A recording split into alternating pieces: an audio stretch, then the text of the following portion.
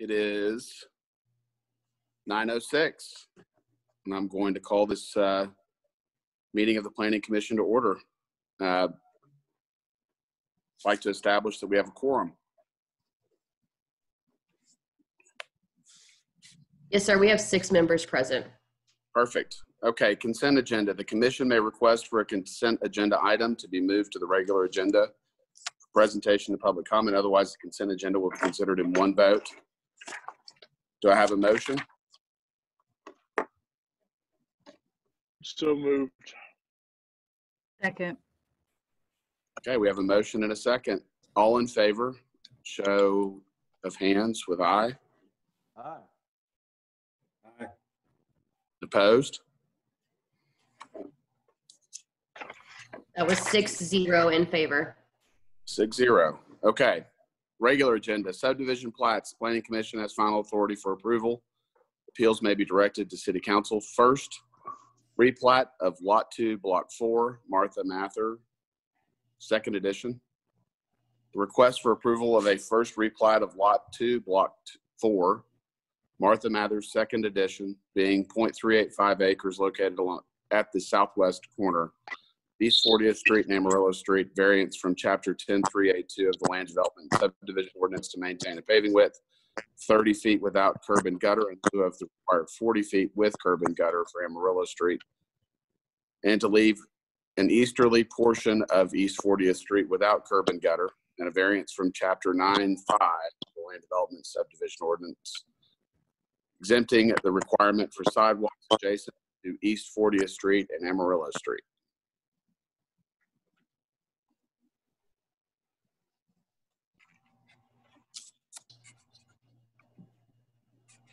Okay, good morning. I'm Jeff Fisher, Principal Planner.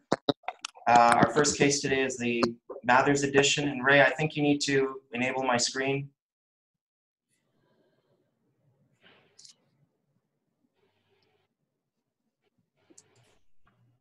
And Travis, we lost your video. Okay. Okay. Can you see me now? Yes.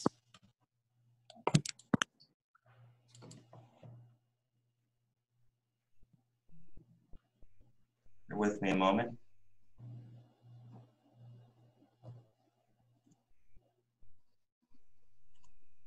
Okay. So our first case today is a first replat of Lot 2, Block 4, Martha Mather, second edition. This is a final plat of one lot, and it's being platted into 3 lots. This was a vacant property.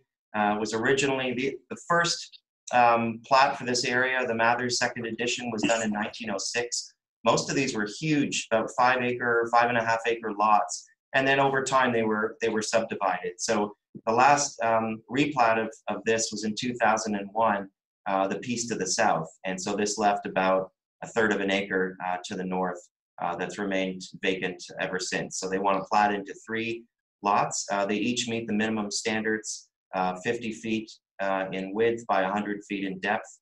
The one on the corner is a little bit larger, which makes sense because they're a double frontage lot, so they're going to lose some space between here and between here to develop.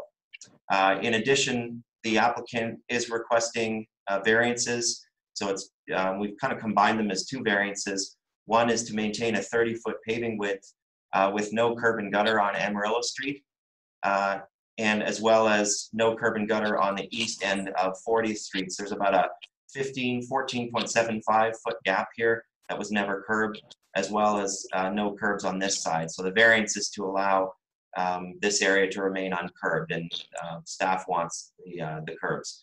The second variance is we believe this is an area being so close to Goliad Elementary. I'll show you in a minute. So we wanted to start some sidewalks, particularly that these lots are immediately across the road. So we're asking for a sidewalk along 40th and Amarillo. So the second variance from the applicant is to not have to install the sidewalks. 12 notices were mailed out within 200 feet. On Friday, we received a petition. I believe it may have been initiated by this owner here because they had phoned me in opposition to the request. And so there were 6 owners within the 200-foot circle that also joined that petition. Their concern are the lot sizes. They mentioned about possibly turning it into rentals. Their other concerns were about the drainage and the curbs and the lack of connectivity in the area. And so I had mentioned to them that staff is supporting or is recommending the curbs, which will help with the drainage and the sidewalks. We did also receive one in favor from the school district for Goliad Elementary on this side. So and together, this equaled 32% of the land within the 200-foot area. So in order to approve today, all of the members present, you'll need a supermajority. And if I believe my math is correct, that would, if 6 members stay, and not sure if Mr. Brooks will be joining us in a little while, but as of now, I believe that would be 5 members out of 6 that would have to vote for this for it to be approved. So looking at the rationale, we believe that it conforms with the comprehensive plan. The 3 new single-family homes are what this area we believe needs. The plan talks about promotion of neighborhood diversity and security by encouraging a mix of age, income, and housing choices. So we believe it's doing that by allowing 2 more homes in this area. Staff recommends the sidewalks on both streets as well as a painted crosswalk across East 40th Street. This would have to be approved by the school district, Public Works, and Planning. So just an FYI on that, but we would like to see the crosswalk. As soon as you cross the street, there's about 30 feet. Kids would have to walk on a paved and gravel shoulder to get to the school. And then there's an immediate sidewalk connection there that takes them to the entrance. So we believe that's logical in that respect to have a sidewalk in that area. The new sidewalks and crosswalks will assist in protecting the safety of children. That's consistent with Statement B in the intent statements. The extension of a water main across East 40th will allow adequate utilities. That's consistent with Statement G. And curbing along Amarillo Street and the remainder of East 40th will improve drainage and reduce street edge deterioration. That's consistent with Statement H in the subdivision ordinance. So here's a couple photos of the area. This is looking south at the property from East 40th Street, and over here is Amarillo. Here's that gap, approximately 15 feet, that was never curbed. So the curb would basically come up to about here. Then there would be a sidewalk and a ramp here to allow that crosswalk to go across. And then the sidewalk would run down on this side. This is looking west on East 40th Street. So as you can see, that was entirely curbed. And then south on Amarillo. One of the reasons that planning and engineering both want the curb, you can see the drainage not very good in that area.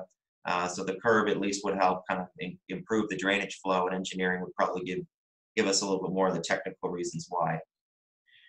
So on the street and curb variance, staff recommends denial. We don't believe that we do support, starting with the street, we do support the street width variance, just not the curbs. So the street is sufficient width in the area. It's 30 feet, but it has served that area. It's an infill project, so we're okay with that. However, we do believe that the curbs would be needed to improve the drainage flow in the area and the edge treatment of the street paving, as you can see from those pictures with all those water puddles. We don't believe there's a hardship. The topography is relatively flat, so there shouldn't be any hardship there in terms of installing those curbs and the sidewalks. And we also believe that without having curb and gutter, that could set a negative precedent. We've talked about this in other meetings with plats, that if the first developer doesn't gets the variance, then other developers would ask for the same. And we understand, we want to be reasonable, but we think in this case the curbs would help in the area. This is looking at the east side of Amarillo where the school is. So the crosswalk would basically come up here, and then you would just have a very short gap for kids to walk along that side of the street. If the school was to continue that sidewalk, that would obviously help. And then there's a sidewalk right here that takes you to the entrance.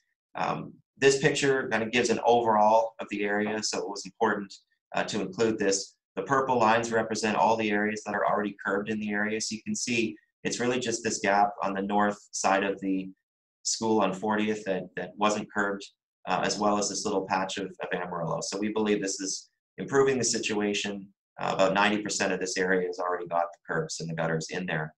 On the sidewalk side of things, there's 4 striped crosswalks already for Goliad. So we believe that is an indicator of a walking pattern, and that having another crosswalk here would connect children from this side of Lakeview in order to get to the school.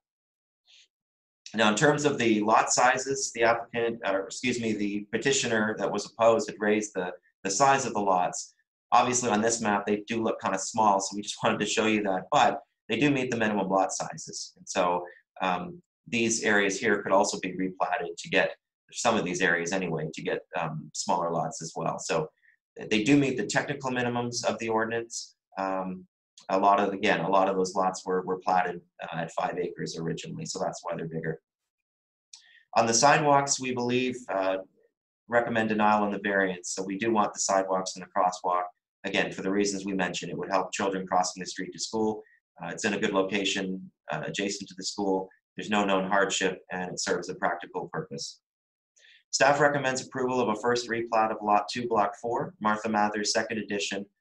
Approval of a partial variance to maintain the 30 feet of paving width, but require the curb and gutter for Amarillo Street, and to install the curb and gutter on the easterly portion of East 40th Street, and deny the variance exempting the sidewalks and require the sidewalks adjacent to 40th and Amarillo, subject to the 7 conditions of approval in your staff report.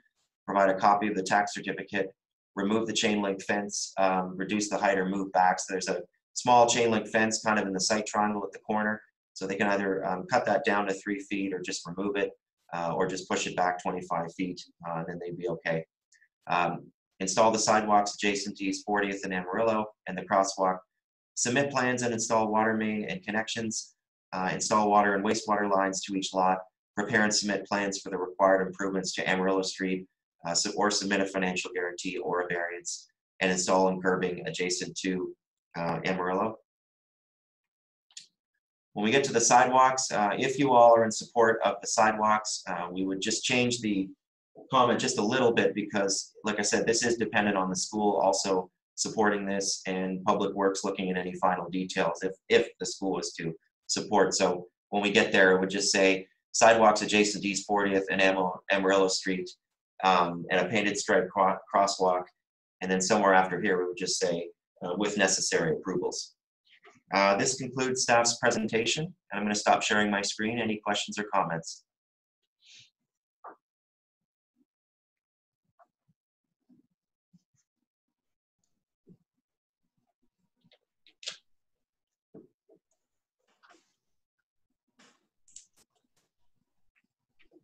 Anyone have questions for Mr. Fisher?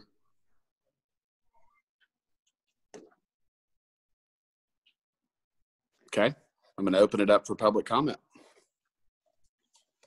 Good morning. We're also with SKG Engineering. I have a quick question for Jeff. Jeff, you talk about the crosswalk on East 40th Street, but your graphics showed it crossing Amarillo Street. Could you maybe help clarify? Are we crossing Amarillo Street with the crosswalk or 40th Street? Yeah, it's, I think I need to clarify that to say Amarillo. I know what you're talking about now. I meant to say on the other side of 40th Street, which ends at Goliad. So we could change that to say a striped crosswalk across Amarillo. You're right, Russell. Okay, thanks, Jeff. So what we would like to do certainly is work with the school district and the city engineers on where the sidewalks and crosswalks would go. This helps clarify. I was thinking we would be crossing 40th Street with a crosswalk, so that kind of had me going the wrong direction. But crossing Amarillo, yes, we see that. And really, we could even see a sidewalk along 40th Street leading to that crosswalk. And I think we would be supportive of that if we could defer that to the construction phase, you know, when they're building their house and doing their driveways and the like, kind of like what we do on a lot of these infill projects. And then maybe we just take that sidewalk over to where the crosswalk would be and get the children across across Amarillo. And so really we'd like to pull back, or maybe the sidewalk along Amarillo Street may not be as necessary, because if you look at it, the way the traffic flows through there, and maybe I think you have some vehicular traffic there.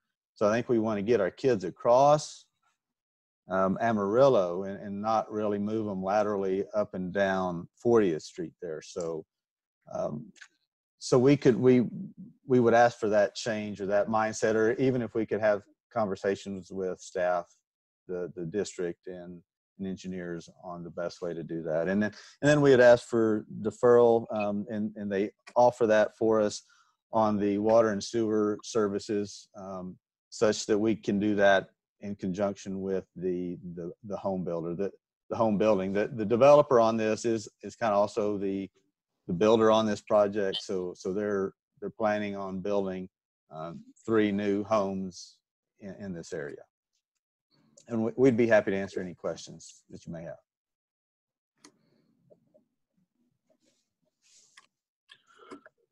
So does anyone have questions for Russell? Russell, have y'all looked at the drainage there? I mean, I know it's a major problem right there. It is, and it has been. And when we worked with the school district on adding the new wing to the school over there, we did some detention ponds. This area is low lying. It's super flat. You know, the curb and gutter may help some, but just that segment of Amarillo is super flat. So in a lot of cases, the drainage doesn't have much of anywhere to go at all. So it fills up and slowly works its way out from that area. So this is just a small little infill project. We're less than an acre. You know, our impact to drainage is really nil in this. We just have to know that there's a drainage condition out there that's everybody's been dealing with for years. Yeah, I grew up over there, and you know, they've kind of flipped that school around, and the playground used to be where the entrance is now, and it used to be a pond when it rained a lot. Now they've made that the front of the school, and so now it all goes to that street, but it just sits there, and there's times where you can't hardly drive through there if it rains quite a bit. And so it's something that they need to take into consideration too when they build those houses there.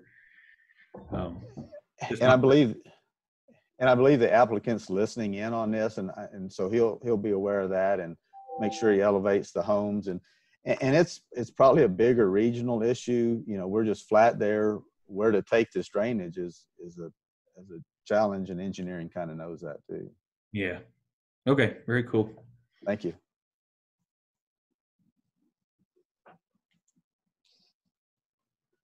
Anyone else have questions for Mr. Gully? All right. Thank you, Russell. Thank you.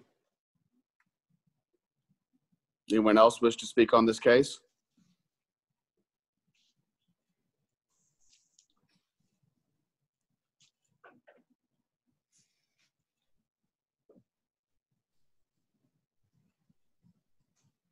Do we have anyone else for public comment?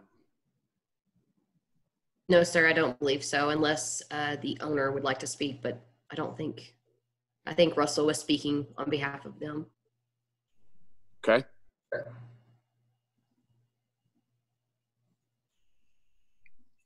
So the opposition from the surrounding residents, have they indicated why they're opposed to this replat? Yes, they have. Okay. Can you please give us the reasons? Sure. Let me just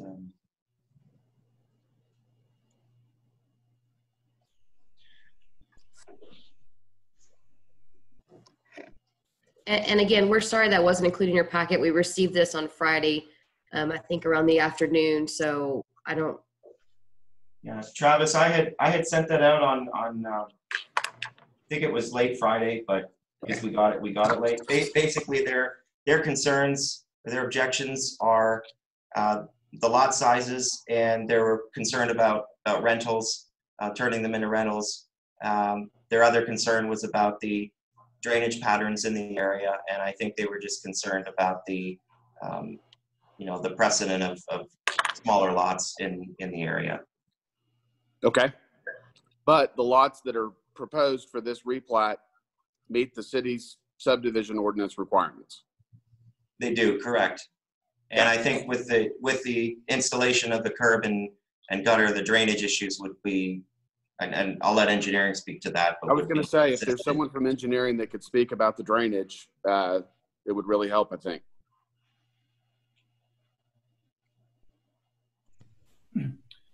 Morning, it's Lance Overstreet, Engineering Services.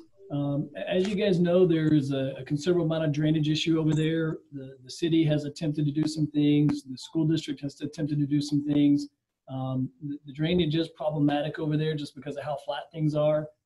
We are requesting that the curbing be put in to try to help keep some of that into the street. And we believe that that may assist in some of the drainage. We do not believe it's going to go away. Unfortunately, without a major regrading of multiple streets in that area, there isn't really a good answer. When the school filled in that area that they were talking about earlier that used to be called Lake Goliad historically, when that was filled in with the expansion, it really kind of pushed all that water onto the street. And unfortunately, we're kind of in that position where there's not a lot of options without a major project by the city to regrade a lot of those roadways in that area. Okay. Travis, and I don't know if y'all need to see it now. I've summarized it, I think, but if I do have a copy of that letter, I'm willing to share my screen if necessary. No, it sounds like you've outlined their issues being lot size, potential for rental units, and drainage. Is that correct? Yes. That's sufficient for me unless someone else on the commission here wishes to see otherwise. On the lot size, Russell, with SKG, there's two of the lots that were in opposition to this that are 61 and 62 feet wide. So, our lots are 50 feet to 61 feet wide, 62 feet wide. So I don't know how much credence we should be able to put in someone complaining about a lot that is not much wider than what ours is. So I just like to add that in. And, some of the reasons, one of them is this is how we start another slum area in the city of San Angelo. No, that's not fair to our developer at all. So, we'll address the drainage as best we can. It's a big area and it's always a big issue, or it's an issue and it'll continue to be whether we do anything or not there. Okay.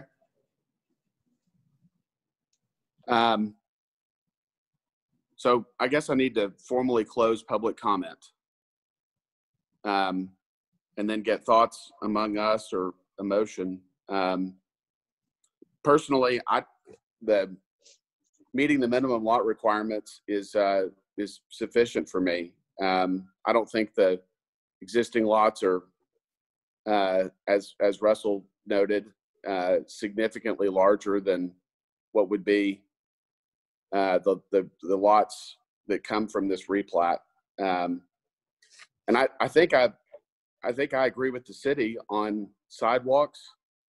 It's across the street from a school, so if there's a need for sidewalks across the street from a school would be, in my opinion, maybe the highest priority. And then obviously drainage. If Lance thinks that adding curb and gutter is going to improve the drainage, it would certainly keep the water maybe off of that site, which would be, I would think, something that you'd want to do if you're building these homes. So anyone else have thoughts or wish to make a motion? Make a motion to approve as written. Okay. So would there be would that include any deferrals? At the request of Russell? The water and sewer taps, is that what you're talking about? Yeah. Jeff? Yeah, I think he mentioned the sidewalk, and so I guess that'd be the side, or he also wanted one sidewalk, I think, instead of two. He wanted those deferred, and then he wanted the taps deferred, I believe. Is that right, Russell? Yes, sir. And I think the report says deferral. We just need to request deferral through engineering and or planning. So I think the report offers deferrals. Right. Yes. Okay. That's right. I think Lance has something to say. Yeah, I have a comment on the water and sewer taps. We do have a process by a performance agreement, and or we also too have worked something out where if those taps have been ordered and requested, I do not believe that we can actually completely defer them without using some of the other mechanisms in place, because that actually exists in a different part of the ordinance. And so I don't know the Planning Commission can defer that part of it, but we do have a mechanism to work around those items currently in place with performance agreements, and we worked with them by ordering those taps so that way the plat can be recorded at that point. So. Okay. Ryan, I have a question for you. In your motion, are you saying that you are denying or they're requesting a variance, so you're denying the variances, is that correct? Yes. I'm saying I want it to be approved just as staff has written it. Okay. So that would be a partial variance on the roadway width and denial of the Right. variance on the sidewalks. Correct. Thank you. Okay, so we have a motion to approve as proposed by the city staff. Do we have a second? I'll second. All right, we have a motion and a second. All in favor, say aye. Show of hands. Aye. Aye. Aye.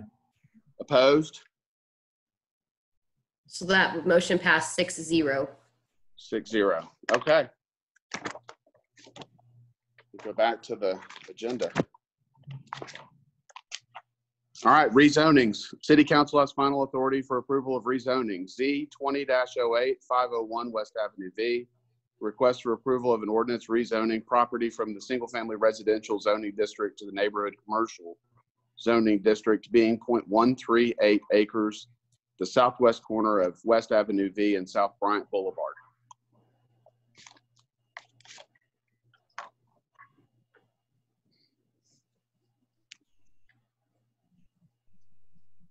All right, bear with me one moment.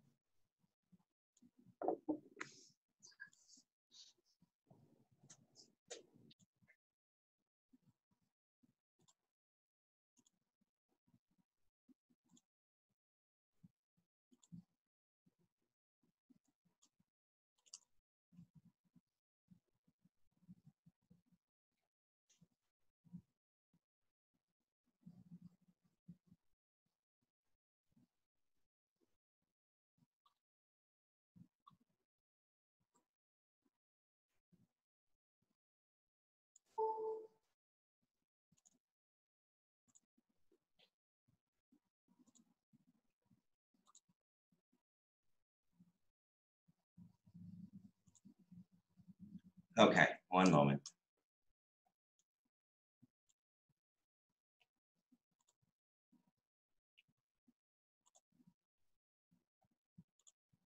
Thanks for everyone's patience.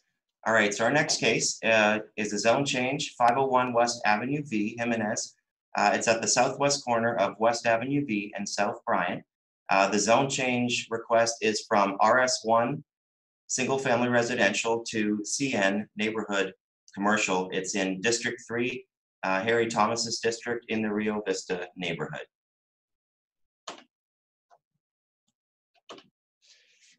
The future land use is neighborhood center, and the zoning is RS1. So just a quick background on this. In 2003, when we brought in our city comprehensive plan, this whole area that went up to R down in San Jacinto was designated in the future land use plan low density residential. And I guess over time, more commercial development started to happen, that by 2009, when we did our vision plan, our strategic update, we changed this to neighborhood center. Neighborhood center allowed local commercial zoning, so CN, underlying CN zoning, and that's what the applicant is proposing. His plan is for a drive-through grocery. He could change that later and do retail or other, a bank or an office or something different than that as well. But that was kind of what led to this today. And over time, as you can see on the map, since that 2009 change to the comprehensive plan, there's been a few zone changes to match. So this was office warehouse for an electrical company here. This is a retail plaza here that was rezoned CN. This is a vacant piece that's also CN. So commercial development, 3 lots in on either side, have started to take place over time. So this would also be another opportunity for commercial development that's immediately adjacent to Bryant. So this is north on South Bryant Boulevard, and this is south. At time of development, if the zone change was to approve, we would want a sidewalk along Bryant, consistent with TxDOT plans. You can see there's already sidewalk ramps here. If you go south about 2 blocks, there's sidewalk continuation here, as well as a Dollar Tree that was approved with sidewalk connections. So that would, again, not be part of the zoning, but just an FYI as we get closer to development. This is east on Avenue V, and this is west. So they would have to put up a privacy fence along the west and south side of the property. As you go further west and further south, you've got residential development. And this is looking south at the property. So they'd have a fence here and a fence here. Again, not part of the zoning, but at the time of development. 22 notifications were mailed. We received 1 in favor from a homeowner over here that was supportive of more commercial development in the area. Staff is recommending approval. As we just discussed, we believe it's compatible with the plans and policies. There was a shift in 2009 by City Council to support neighborhood commercial zoning along this area, and that's been the trend ever since. It's consistent with the zoning ordinance. The lots will meet the minimum standards. It's 50 feet wide by 120 feet deep, so that meets the minimums in the CN district. It's compatible with the surrounding area. The applicant had a DRC with us, with staff recently, and we talked about some of the parameters, so he's aware of what he has to do if this zone change goes through for his development. There was a house actually at one time, many years ago. By the time we looked at the historic aerials, by 1972, that house was removed. So it's been vacant ever since. With the comprehensive plan change in 2009, we believe that the change conditions would warrant a commercial development in this area. No anticipated effects on the natural environment. We believe there's a community need for another drive-through grocery or some type of retail development in this area. The development patterns, my understanding is that TxDOT will not allow another access off of Bryant, so they would have to connect from Avenue V, but we believe they could have an ingress in and an egress out, or they could also pave the alley. That does need to be a privacy fence there, but again, if it was just customer parking or something, we might consider, a possible second entrance there. Either way, they have options available. Staff recommends approval of a rezoning from the single-family RS1 district to the neighborhood commercial CN district on the subject property located at 501 West Avenue B, being 0.138 acres. And that concludes staff's presentation. I'm going to stop sharing my screen. Any questions or comments?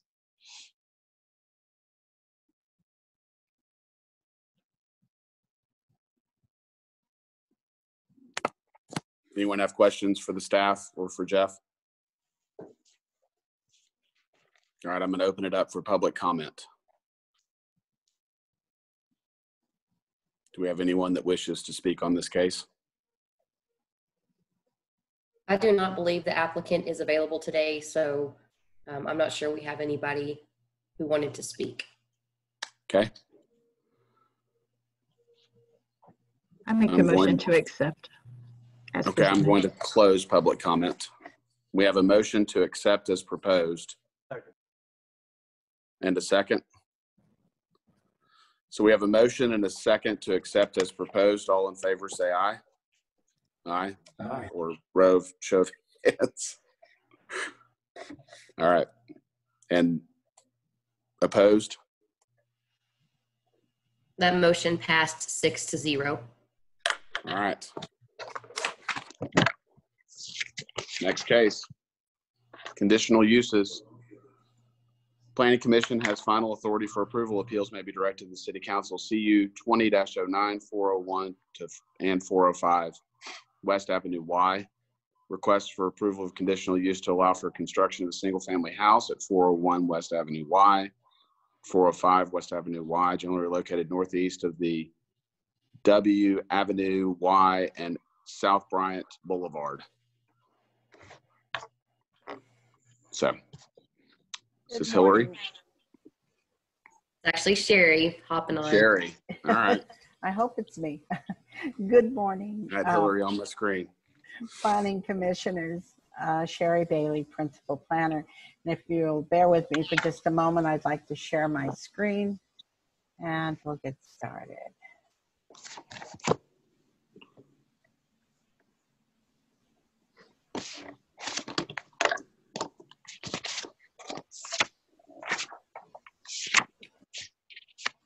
Did that come up? Yes. Okay.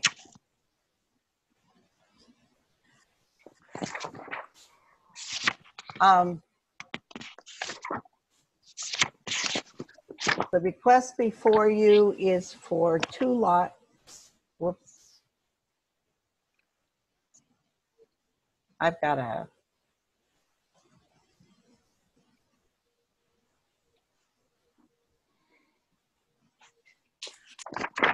I lost my, there we go.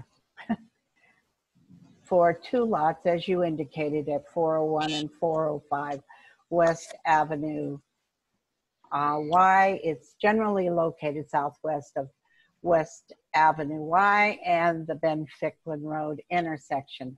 The conditional use request there is to build 2 single-family homes, one on each one of the lots. You'll recognize the area because the applicant, Mr. Jacobs, had requested a couple of weeks back to build a conditional use to build a single family home on a lot directly across the street.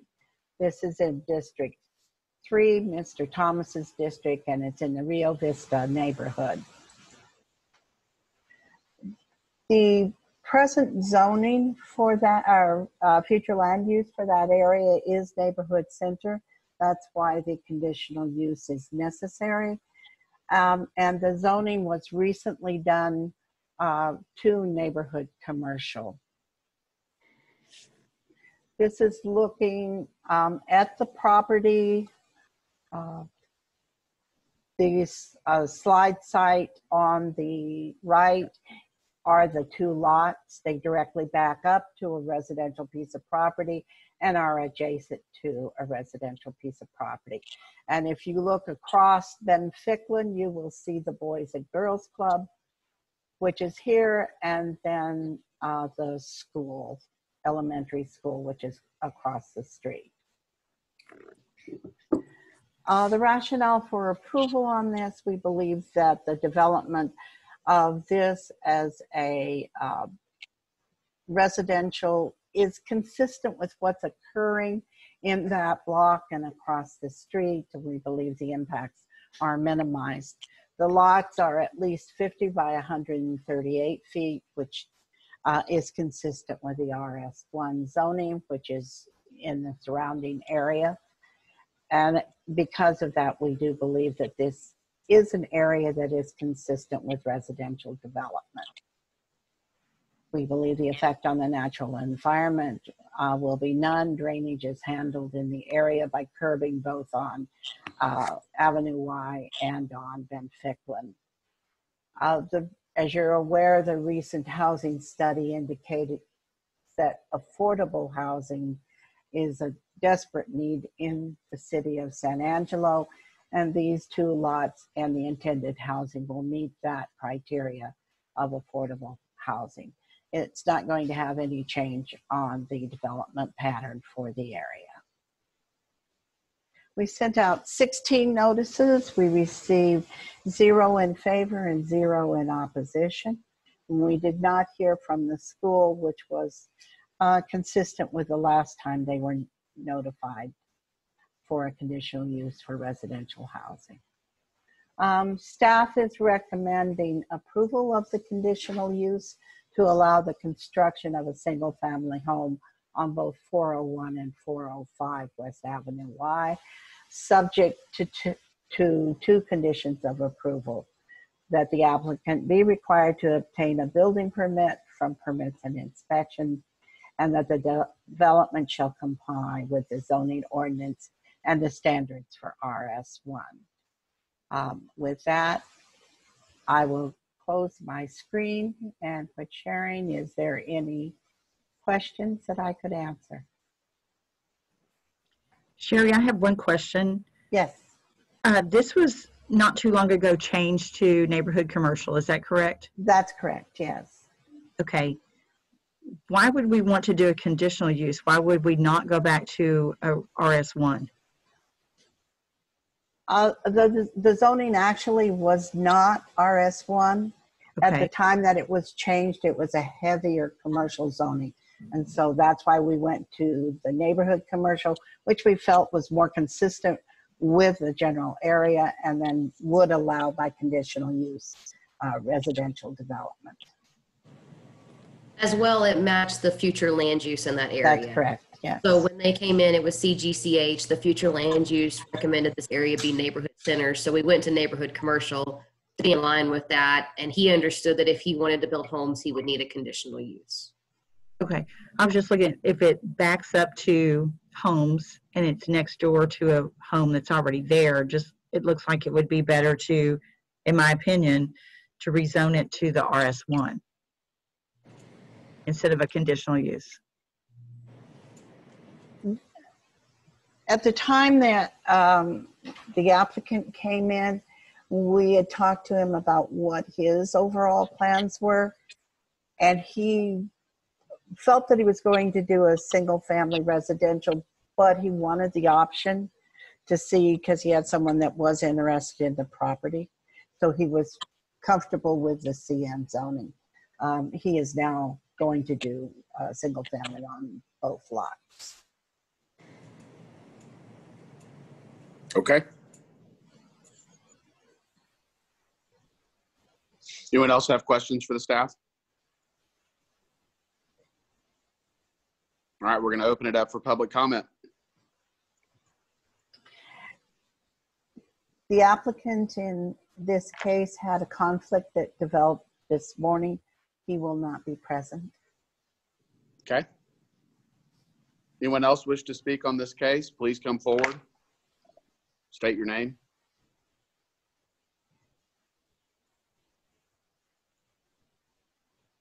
All right, I'm going to close public comment. Anyone have thoughts or wish to make a motion?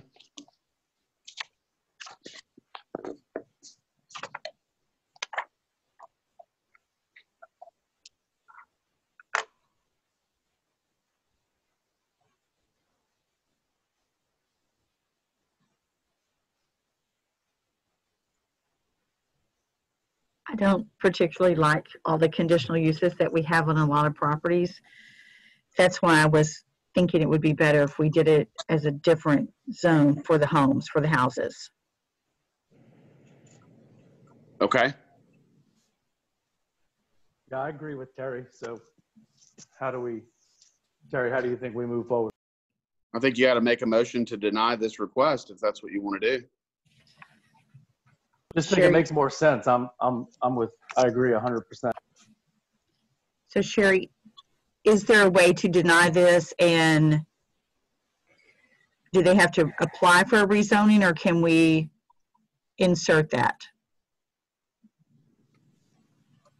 Well, and just to be clear, again, they applied for a rezoning that was in line with the future land use. So if they come back at your request, they'll have to do a future land use amendment and another rezoning the conditional use process is a process that is allowed in the zoning ordinance to allow things like this. The other option that he has, if you allow a conditional use for this, is this area could lend itself more to mixed uses. So if we do, not these two, but let's say right down the street, if they have a neighborhood commercial and somebody wants to do a mixed use, so they do a neighborhood commercial, I'm going to make up something, maybe a small dry cleaners or something to that effect on the bottom, they could apply for a conditional use on the top to do residential living. So I think this area it is a lot single family right now, but you got to realize that Dollar Tree is just maybe a block to the south. I really believe this area is probably more in a transition phase than it is exclusively single family. Again, as We've also got, don't we also have Ben Ficklin Road that ties into that that road that goes into the Walmart Supercenter just south? Yes, sir. Yes, it does. And this is siding on Ben Ficklin, is it not? It Yes, does, sir. yes. It has one side on Ben Ficklin. And we had walked with the applicant through his multiple options, as Sherry said. He wasn't quite sure at the time exactly which way he's going to go, but this process is an allowed process through the zoning ordinance. We've done this conditional use many times, and had this been an area that was completely surrounded by RS1, staff would not have even chosen this direction. You know, I mean, it wouldn't have made sense. But since this area is more of a transition area with Dollar Tree, Walmart, the school, the Boys and Girls Club, there's a lot going on in this area. So I think this area does lend itself to have that flexibility to be neighborhood commercial while still allowing the residential units if they so choose. Right. And just, sorry. I would add one more thing. One of the things that we're looking at is some changes to our commercial zoning districts that would not necessarily prohibit residential development within those zones, particularly this neighborhood commercial category, perhaps allowing certain types of residential. So I think longer term, we're looking at the conditional uses going away because some residential like this would just be allowed by right within those commercial districts, right. so allowing more of the mixed use kinds of development. And when I was out taking pictures on this one and then the one a couple of weeks ago, I was stopped by some of the residents that live in the area, and they don't have a problem either with residential or the small commercial that they've been living with. It's kind of, as Hillary indicated, an area that's in flux, but it's also a convenience for the property owners. But they like the fact that it's residential still in character. So if everybody would allow me for just a moment to share my screen, I've pulled up Google Street Maps. Again, these are not, you know, exactly to date. Some of them are a little bit out of date, but let me see if I can show you what I'm looking at here.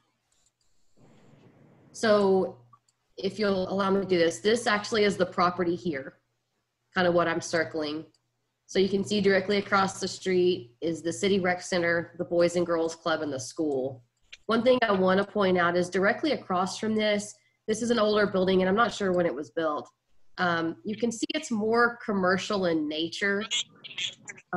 So that's one thing we looked at as well. Let me go down just a little bit and turn back. This home is actually connected to this building. So again, the mixed use in this area is pretty predominant. And then right south of there, I think this building could either be residential or commercial. It looks like at one point it may have been used as a commercial use. It's a large parking lot, and then the building itself. And then, as I talked about, here's Dollar Tree right here. So just to kind of give you a better or a little bit reminder of kind of the area of the city that we're looking at. So again, we really did consider the possibility of just doing RS1 or doing a future land use amendment, but we really thought this neighborhood center with the conditional use in this specific area made sense. So again, it's up to you guys and what you want to do. You can recommend. Yeah, I'm going to make one more point. Yes, sir.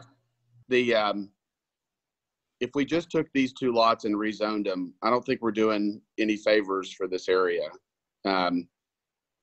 if you think that single family is what this area needs to be, Terry, then I think we've got to look at a much larger swath of land. Otherwise, it's probably detrimental to this property to be single family and surrounded by neighborhood commercial that has more flexibility for use down the road. Yeah, the building that you were showing a while ago, Hillary, that was kind of greenish gray color, that was a restaurant or had been in the past. Right. And it has, the area has started changing when Dollar Tree moved in, whenever Max did all the changing on that. It just seems odd to me that he had everything rezoned recently to neighborhood commercial and now is flip-flopping and wanting to go back and build houses on it. I don't think it was single family before. It was. No, that's what they said. That's what they said just a few minutes ago. There's houses around it, though, is what I'm saying. And most of the, if you'll look at most of the elementary schools, which that school is built as an elementary school that's over there, they're surrounded normally by houses and homes. So that Right. was, you know. We've also got Bryant Boulevard at the one block to the west, where we've had multiple rezones of the frontage for commercial development. I mean, we just had a case earlier on that. So, I mean, I'm not opposed to making it single family, Terry. I just think you have to go look at city blocks and not two lots if we're going to do that. Right. I understand what you're saying. Okay. So, does anyone wish to make a motion on this case?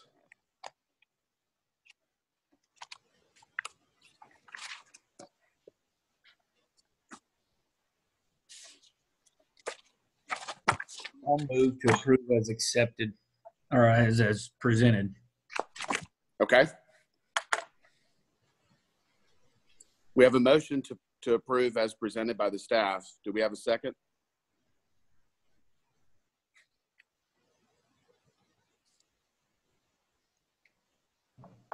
Did we lose a commissioner? I'm sorry.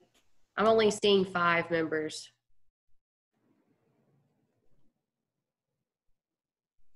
I believe Commissioner Herrick just left. Luke is not gone. Oh, okay. Luke is gone. Okay.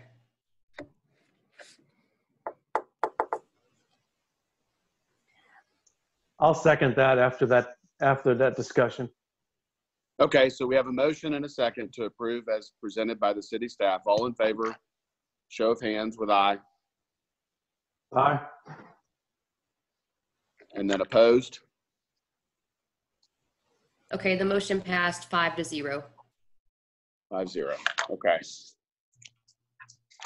All right. Last case. Sign variance. Planning Commission has final authority for approval of sign variances. Appeals may be directed to City Council. SV 20-02, 3949 Sherwood Way. A request for approval of a sign variance to allow a 350 square foot on-site sign in lieu of the maximum of 250 square feet for a business located at 3949 Sherwood Way. Good morning again, Planning Commissioner. Sherry Bailey, Principal Planner. I'm going to be sharing my screen, but I would like to make one, don't laugh, make one change to, I believe you have the old agenda. The agenda was changed to say 300 square feet instead of 350. Okay. So it's a 300 square foot sign. Yes. Billboard sign, yes. Got it. Okay. Okay, whoops. I've been having problems all along with my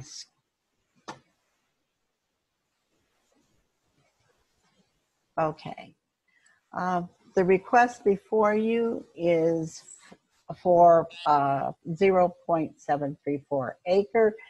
There's an existing billboard on that site, and the variance request is for a 300 square foot use of the 300 square foot sign in lieu of the maximum 200 square foot, which is allowed for the regular Not seeing your, free. we're not seeing your screen. We're seeing the regular screen. Okay. Bear with me, I hope.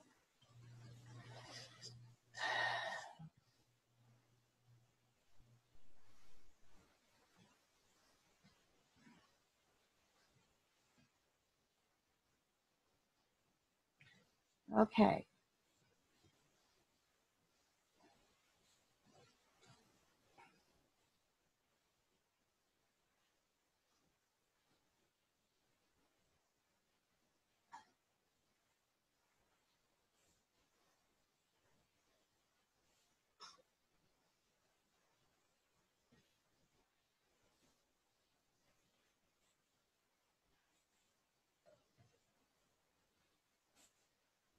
Hillary?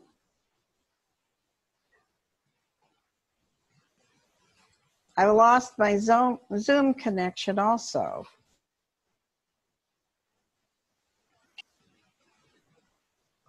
We show you're still there, Sherry.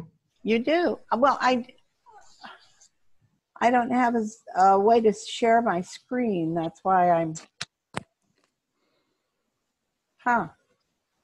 okay. And that's not showing, right? No, you might try Alt-Tab on your keyboard and see if it will scroll through your different windows that are open until you find your presentation. Just hold down Alt and then hit Tab as you tab through your screens. Yeah.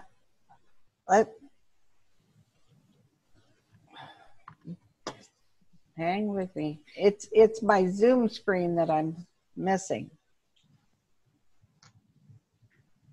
Oh. My screen has disconnected, Aaron, from my from my desktop. Okay. Why don't you see if you can back out of the meeting and re-log in? And we'll just take a quick little break here. I'm going to pull up, if you'll bear with me, I'm trying to pull up the PowerPoint so I can share my screen and I'll click through it. Okay, great. So, bear with me for 1 second. If I will.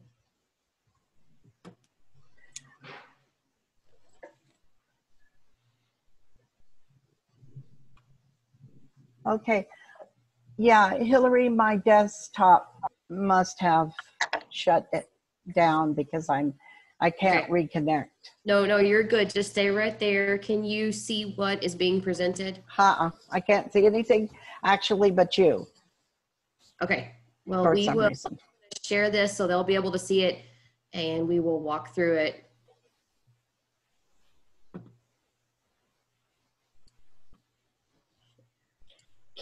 Can you take it? Because I can't see anything. Yes, ma'am. Okay. Here we so go. we'll go through these. It's loaded up. Yep. So we got it going here. All right. So bear with me. We're going to zoom through the previous PowerPoint. So this is a sign variance at 3949 Sherwood Way. If you'll look on the screen, you can see the existing Mitchell Buick GMC dealership kind of below this. The new car wash and the cotton patch would kind of be adjacent to this. This is a sign variance, and I'm sorry, this is 350. Again, we made that mistake, but this is a sign variance to request an existing 300 square foot sign be used as an on-site sign in lieu of the maximum 250. So this is an existing billboard sign that measures 300 square feet, and they are wanting to advertise an on-site business. This is SMD number 6 in Billy DeWitt's neighborhood in the district and ASU College Hills neighborhood.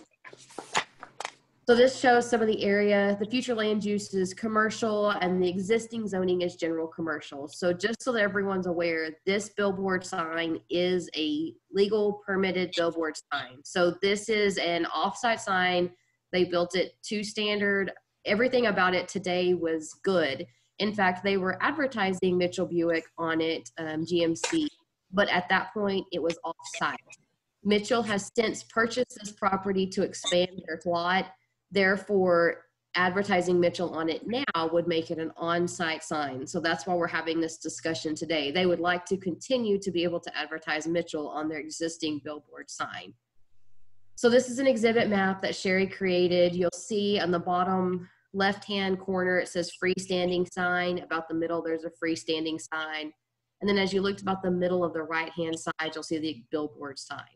So Mitchell Buick actually has 2 existing freestanding signs that have their logo and branding on them.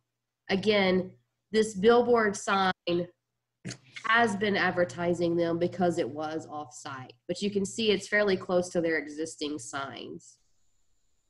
So this is 2 pictures of this looking northeast at the billboard sign from the lot, and then turning around and facing down Sherwood Way as if you were going towards Walmart, Sam's, kind of that direction. So you can see the existing signs, the Mitchell GMC in the picture to the right. So to get a variance on sign, you have to prove a hardship, and there's many ways you can do that. So the size or shape of the structure, the location, some topography, other physical limitations. Why is this site different? Why does it need a different sign? I know we looked at the sign variance last month, so it kind of gives you an idea of what we're looking for. Jeff spoke to topography, stuff like that. We do not believe there is a hardship in this location. The applicant who is applying is the sign owner, just so that you're aware of that. And Mitchell Buick has signed an affidavit saying that they could act on their behalf. So we are recommending denial. Again, we don't believe there is a hardship for any of this. Mitchell Buick has over 700 feet of frontage. They're allowed 5 on-site signs because of that frontage. They can each be 250 square feet, and they could have up to 5 of them. So they could add 3 more signs that's about the same size, but a little bit less. So many of the existing commercial properties have billboards on their property. They act as income streams, and they abide by the rules and do not attempt to advertise on these billboards. The purchase of the lot, they knew the existing billboard was there. In fact, we had talked to Mitchell when they purchased the lot and told them, yeah, we're good with this. You can expand the dealership, but just be aware that you will not be able to advertise on the screen or on the billboard. And at the time, they were okay with that. So we're talking about the harmony with the sign ordinance. Again, the sign ordinance was created to eliminate a proliferation of signs everywhere. So the standards have worked well, and we still have standards, again, that would allow them to meet their needs if they need additional advertising, just not using the existing billboard as an on-site sign. We're afraid that if we allow one business to use an existing billboard, then we have this all over town. So this is not the minimum variance necessary. This billboard can still be used as a billboard. It's just that they would not be able to advertise Mitchell on it. So they can advertise anybody around town. We're just asking that Mitchell not be able to use this billboard. And the variance would go against the sign provisions as it stands today. Staff is recommending denial of the variance to allow the use of an existing billboard sign with a sign area of, again, 300 square feet in lieu of maximum 250. I do have one extra slide here. Oh, it's not on here. I'll have to pull it up. Yeah. The applicant has requested that we show what they're proposing to do. Their proposal was that they would basically create 2 black sections of the billboard, so it would bring the billboard into, so basically they would only advertise on 250 square feet, but the way the sign ordinance is written, you have to count the entire sign area. So with that, I'm going to stop sharing. I'm going to see if I can pull up their email, but does anyone have any questions at this point?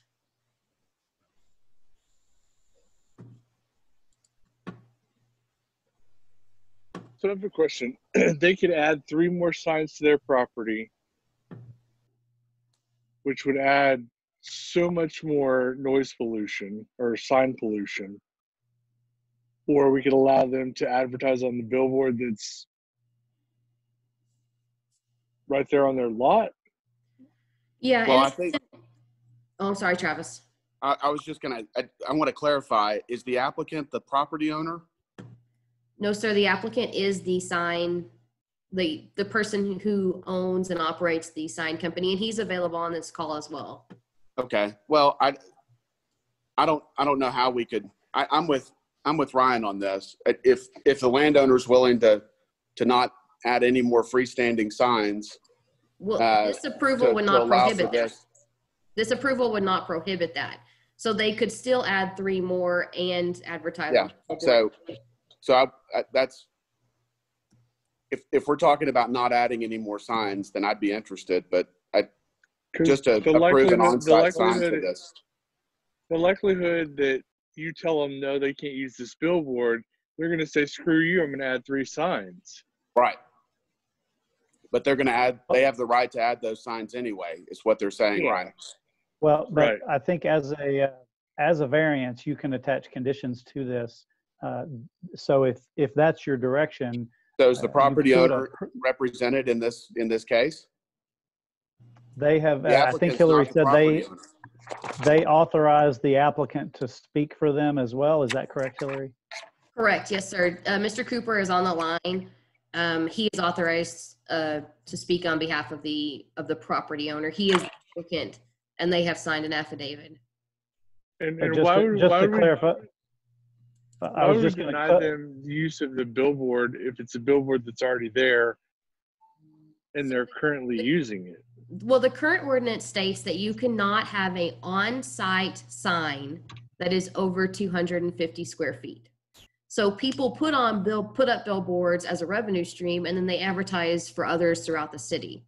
So if we allow this applicant to do it, I believe, and this is, I guess, my interpretation, we would be opening up a huge gateway to allow others to not only advertise their on-site signs, but also allow them to have billboards, which are considered off-site signs throughout the city.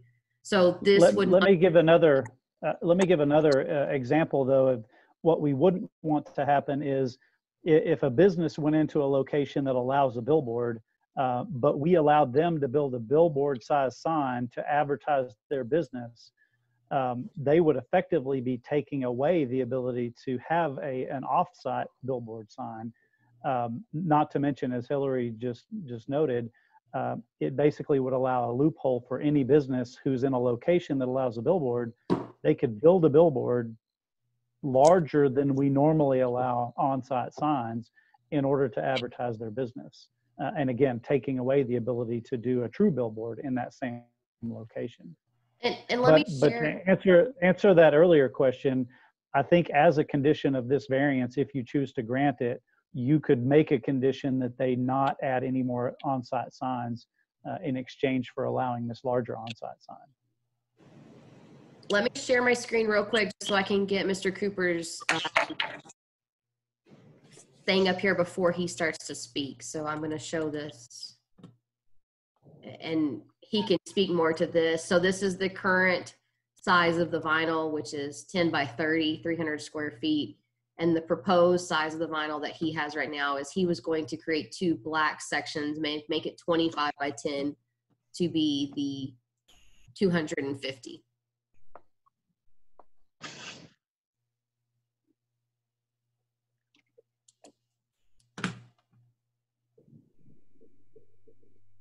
Okay. Anyone else have questions for the city staff? I mean, I would be likely to approve this if they would agree to not add 2 more signs. Yeah. Okay.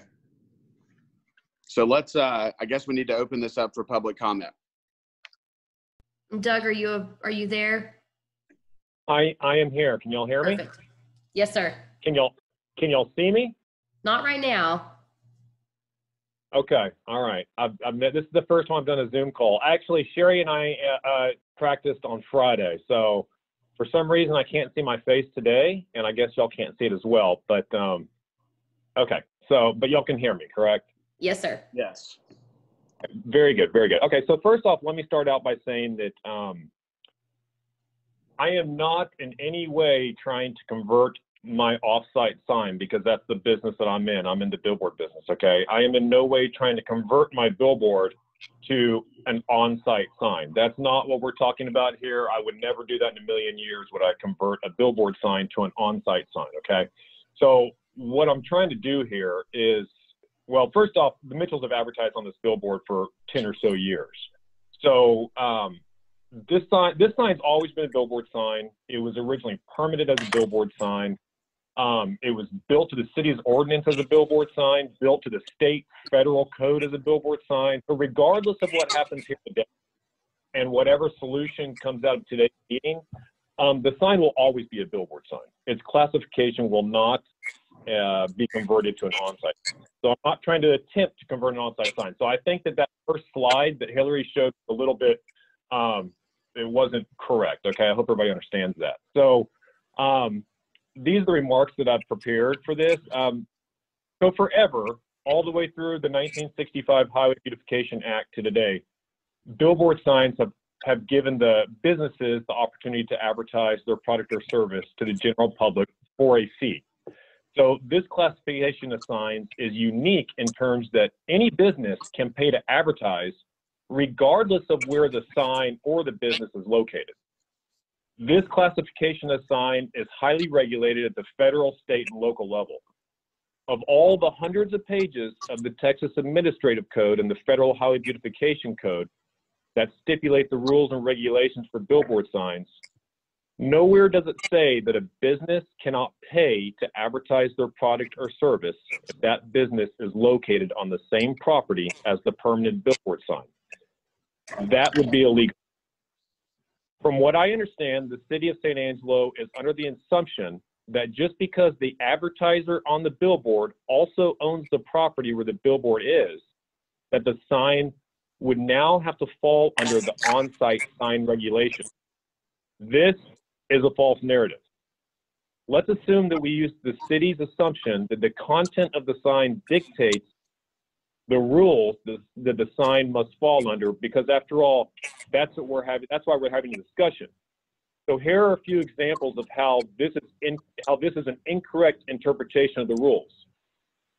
Let's take political signs. The city sign code says that a political sign must not exceed 32 square foot and that it must be displayed no more than 90 days prior to an election.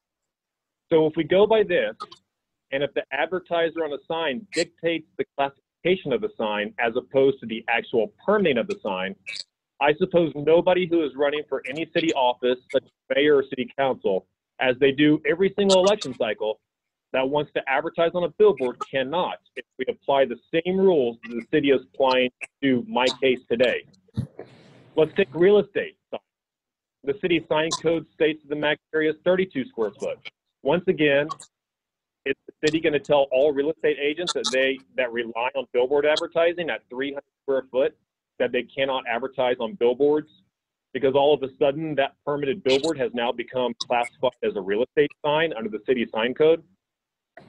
The city must do this if you apply the same interpretation that the advertiser on the sign dictates the permit classification of the sign. So this goes on, and I'm confident that you all see the problems with changing the legal classification of a sign simply by the advertiser on that sign. It's a slippery slope that obviously does not hold water. So with all that said, the Mitchell Group has paid my company for 10 or so years to advertise their products on my billboard signs.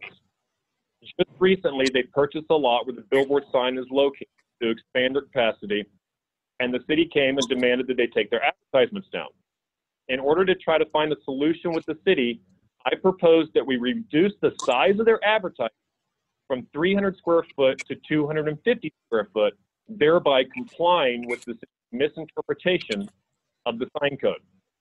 Even though the federal government, state of Texas, and every single municipality I've ever owned billboards in, from Texas to Pennsylvania, has never interpreted the rules the way that the city of San Angelo is, where the advertiser dictates the classification of the sign, prohibits the company from paying my company to advertise, even all this, I'm willing to compromise and reduce the size of their advertisement. So even with that compromise, the city came back and said no, regardless that the Mitchell Group is allowed the extra square footage of sign per the city's on-site sign regulations. So there's a few issues here. The first issue is the legal question of whether the city has the authority to prohibit a company, any company, from paying another company for a service, advertising on a permanent billboard sign, regardless of the location. The other issue is the one pertaining to the content of the sign dictating the classification of the sign. So if we go by the city's interpretation and application, then the city would have to tell all real estate agents, political candidates, banks that finance construction, subdivision construction signs, celebratory signs such as the ones we just ran for San Angelo ISD for the 20 graduates, and many others that they can no longer advertise on billboards because the square footage of a billboard sign exceeds the square footage of all the signs I just mentioned, along with the other codes that do not fit the codes of a billboard sign. So the bottom line is, if a company wants to pay my company to advertise on one of my billboard signs, whether it's a political candidate or a real estate agent or San Angelo ISD or the Mitchell Group, they should be allowed to do so without the city trying to change the classification of the billboard sign that they want to advertise on. So like I said, I have a compromise solution that would comply with the 250 square foot rule for on-site signs. I appreciate y'all's time, and please, I'd love to answer some questions from y'all. Who was it with the city that brought this issue up? This is stupid. Ryan, let me jump in before you guys answer questions, and let me just remind you that what's before you today is a request for a variance, and that's what you have the ability to consider. All of these legal issues regarding the sign, we do have an interpretation from our legal department, basically disagreeing with what Mr. Cooper is suggesting, but that's not what's before you today. We do have a process to appeal an interpretation of our ordinance. That goes to the Zoning Board of Adjustment. I just want to clarify that you are not here to determine what our ordinance says or how it's applied. You are here to make a decision on the variance. And so I don't want to get off in the weeds on legal interpretations because there are separate processes to deal with that if an applicant disagrees with our interpretation of the ordinance. And Mr. Chair, if I could just clarify one thing, and I also don't want to get into the weeds of it, but to say that how we're regulating is illegal and making that distinction between on and off-site signs and the content determines whether it's on-site or off-site. The Supreme Court has taken up this exact issue, and the big difference is whether it's commercial content or non-commercial. All the things Mr. Cooper said about political signs, ideological signs, that gets the highest level of protection under the First Amendment. So what he's saying is right about that, but when we're talking about commercial signs, that gets less protection under the Supreme Court's analysis. And they have upheld the on-site versus on-site, off-site versus on-site distinction, meaning you have to look at the content of the sign to be able to determine what it is, and that's been allowed. Now, there is an analysis for that, and they do get some protection, but it's lesser than what the political signs and all that other stuff that Mr. Cooper was referencing. So this has been an issue that's been taken up by the Supreme Court, and it's not illegal how it's being regulated here. So. And Ryan, right. So can I step in for a second? Yes, sir. Go ahead. Okay. Yeah. So all I am saying is that it's sort of the cart before the horse situation where you have a sign that was permitted as a billboard sign. Okay. So I don't believe you can go ahead and reclassify a sign strictly because of who advertises on that sign. Does that make sense? So yes, there are, and I understand, I'm well versed in all the constitutional law for billboards. And that's not what we're talking about here. What we're talking about is if a political candidate wants to advertise on one of my billboards, and they do, okay, so all of a sudden, are we going to call that billboard sign a political sign? You know, so does that make sense, Brandon? So I'm not talking about that. I'm talking about what is advertised on the sign does not change the classification of the sign. So this is, it's an off-site sign, it's a billboard sign, because the city code has all the rules and regulations for on-site, political, real estate, so on and so forth. So we're talking about billboard sign, but where we're having the issue is the content of that billboard sign, whether it's a political ad or whether it's a real estate ad, we can't change the classification of the permitting. I hope I'm making some sort of sense. I mean, I understand what you're saying, but I would disagree to the extent that it's a commercial sign. I mean, I don't want to get into the political signs.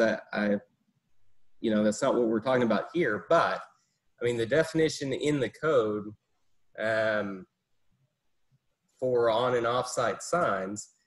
So on on-site, it's any freestanding or attached sign, whether containing a non-commercial message or advertising goods, services, facilities, events, or attractions available on the premises where the sign is located. And then the definition for off-site is any freestanding sign other than on-site signs. So I believe under the Supreme Court cases, that distinction has been upheld, and we can look to the content. And so, yes, if you're advertising for potential on that sign, I think you need this variance to be able to be an on-site sign because it's permitted off-site right now. Okay. Right. And But again, I don't want to have back and forth on the constitutional legal issues again. I agree. All you're here to do is look at the variance. Well, is there any I other would like public to, comment? Does anyone else would like to speak on this case? Would you please come forward? I think we need to let the property owner, the sign owner, and the city settle their pissing match before we get involved with it and make any decisions on anything. well, and let me start, Ryan, let me go back. I know you said you brought this up. We did, staff did. This is what is considered, if we're advertising on site, it's considered an on-site sign, and we have rules for on-site signs. If you're advertising for something that's off-site, you have rules for off-site signs. So when this became an on-site sign, we had different rules. Their way to remedy or to get what they want was to come to you. So that's why we brought it before you, was that they are going to advertise for on-site services. Therefore, they are an on-site sign, and the maximum they can be is 250 square feet. If you believe. And Ryan, just to clarify, Ryan, this is the sign owner, not the property owner, and the sign owner has clearly indicated that they want to keep a billboard. So there's no concession for no more on-site signs if we allow this one. They just want to continue to be allowed to do what they've done before, despite the property owner changing hands and it being an on-site sign. So my question is, can Jim Bass Ford advertise on the 300 square foot sign that's there? Absolutely. Yes. So the competitors can, but the property owner can't. That's correct. That's the definition of an on-site versus off-site sign. And the Pandora's box of problems is people putting billboards up and using them as on-site signs to circumvent the on-site signage ordinance that would require smaller square footage for signs. So we could potentially have billboards everywhere as on-site signs if we allow a variance like this. We have too many billboards. We have too many billboards in the city anyway. Exactly. So you can't just put up a billboard anywhere, okay? That doesn't work. The rules and regulations for the city. If a billboard is allowed on the property, they could put a billboard up and advertise the business at that location if we granted a variance like this. And that is why the city is pushing to not allow this variance, sir. Right. No. I understand. What I'm saying is the spacing is not correct. So you have to have spacing between any other billboards, right? So So there's 500-foot spacing between any other billboards off-site signs. So they couldn't put a billboard sign. Right. Okay. So I'm going to close public comment. Anyone wish to make a motion?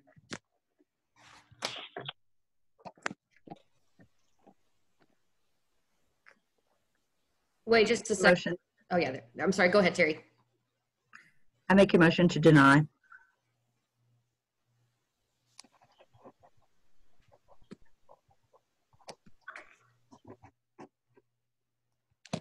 We have a motion. Do we have a second?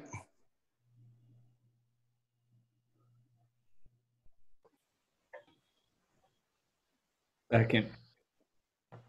Okay. We have a motion and a second to deny. All in favor, raise your hand, please. Opposed to the denial?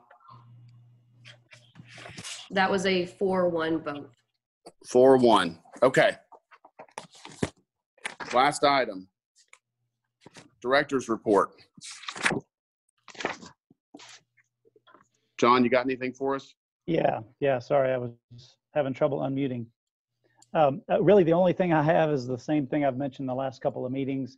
As you may know, the governor extended for 30 days the allowance for meetings like this through video conference. So we've got another 30 days. Unfortunately, that means that will expire just before the next planning commission meeting. So we'll be kind of in the same boat, waiting until a few days before the meeting to know whether or not we'll be meeting in person or again by video conference. So I think the current plan is to continue to meet by video conference as long as the governor's order allows it. But it's really a wait and see month to month. And so that's really all I had. Okay. Future meeting agenda and announcements. The next regular meeting of the Planning Commission is tentatively scheduled to begin at 9 a.m.